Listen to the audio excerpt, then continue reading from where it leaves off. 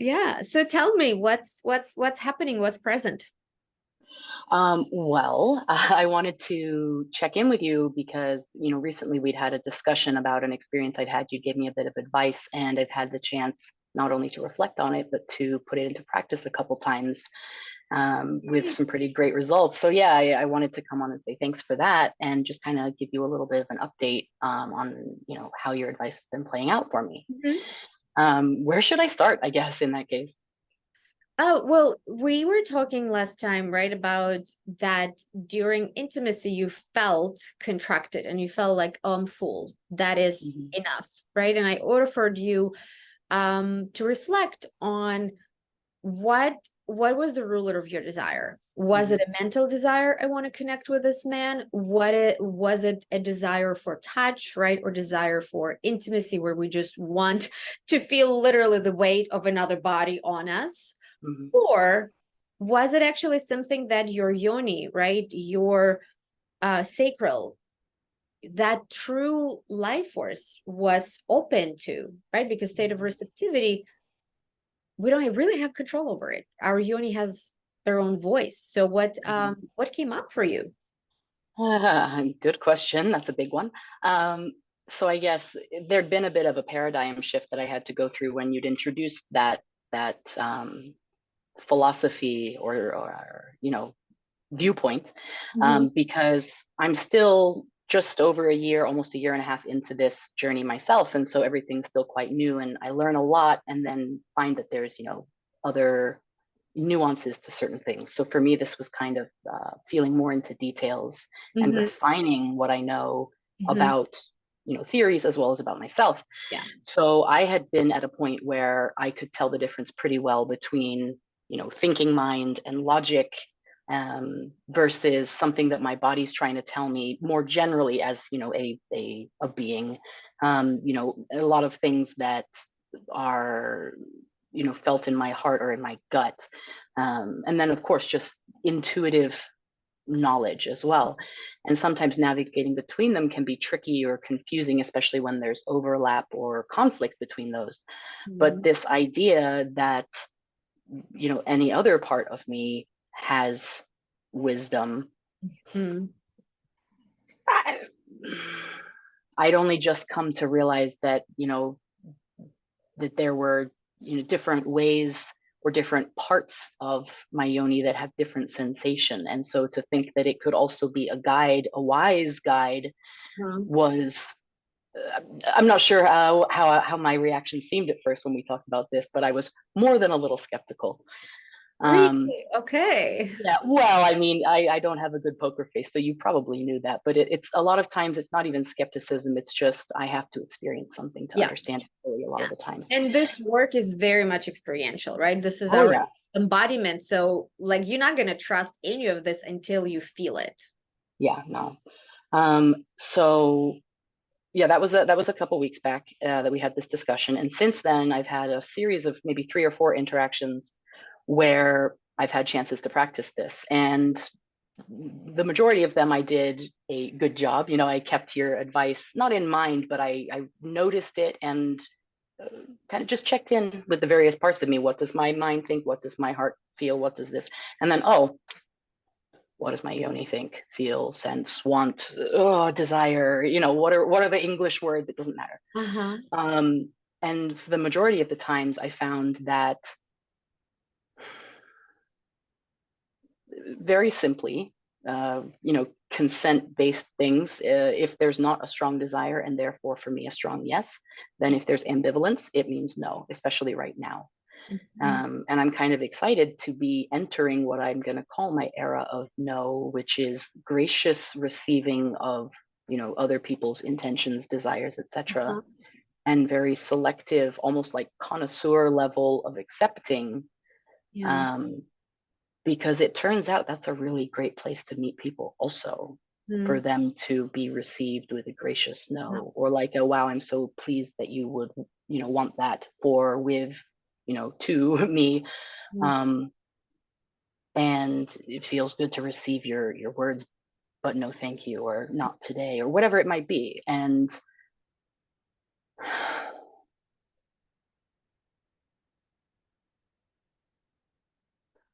there was also one particular time where I totally did the wrong thing, Mhm. and the signs and signals were more obvious and more present than any other time. Yeah. Um, and in the moment, I realized I know this is the wrong thing, but my mind kept telling me that there was a reason why, Yeah. and that it was for this purpose, and that I was going to do it for this reason, and that it would bring me to this understanding. Because I'm also very much an explorer. A lot of the times, there's something I want to do just to learn or just to understand, rather than because I really desire it for myself. Yeah. And it turns out that I've had some pretty terrible boundaries around those gray areas because I'd put myself in situations with people who were not providing me what I needed in the moment, whatever that might be. Um, there wasn't balance that I needed. There wasn't the safety that I needed. Therefore, there wasn't the pleasure that I desired, because I was going about looking for it in the wrong places and in the wrong ways, and not with the wrong people, just with the people who weren't the right match for that. Yeah. Beautiful. So, yeah. That is all so spot on. I'm so Mm, celebrating your yeah, self-awareness and mm, courage to lean in, yeah, because when we do the work around our sensual embodiment, right? Reclaiming our sexuality, mhm, the profound piece of it is coming to your own sovereignty, yeah, where you start noticing, oh, my sexual sensual desires, they have a particular voice and mhm, particular flavor. yeah, And especially, right, when it comes to being penetrated, mhm, it is such a powerful experience when your body, your yoni is a yes. And the truth mhm. is, your yoni is not going to be open to everybody, right? A person Right. is great on paper, and it's like, no. And the person might be, right? Like your mind might be like, this person, Mhm, and your body, your yoni would be fully open. And mhm, how can you, right, as a sovereign, empowered woman, can trust this voice and allow yeah, this voice to lead you? Because the truth about sexual energy, our life force energy, yeah, you cannot manipulate it. You cannot talk yourself into that. This is such a powerful, potent force that once it's on, it's on. And if mhm, it's off, it's off, right? Like I yeah, had experiences, some of my client had experiences when they push themselves to do something and then they would get an yeast infection or something else, right? Or their body would like shut down and they cannot experience pleasure when they want, or when they open for pleasure, right? There's so mhm, many things how body can then keep, right, not necessarily in the score, but protect then itself. mhm, And I love this metaphor that our sex is truly a flower and you need to feel safe 100%. I love what you said, right? Like to keep awareness. Is this person meeting those needs of safety mhm, where I need so I can fully open? And yeah, then experiencing, right, how it feels when you fully open. You don't even need to have a lot of foreplay or a lot of stimulation, right? It's almost like, yeah. yeah, Mhm, a mhm, volcano, right? Or mhm. yeah. The there were a couple other interesting things that I'd arrived at, if you don't mind. Hmm.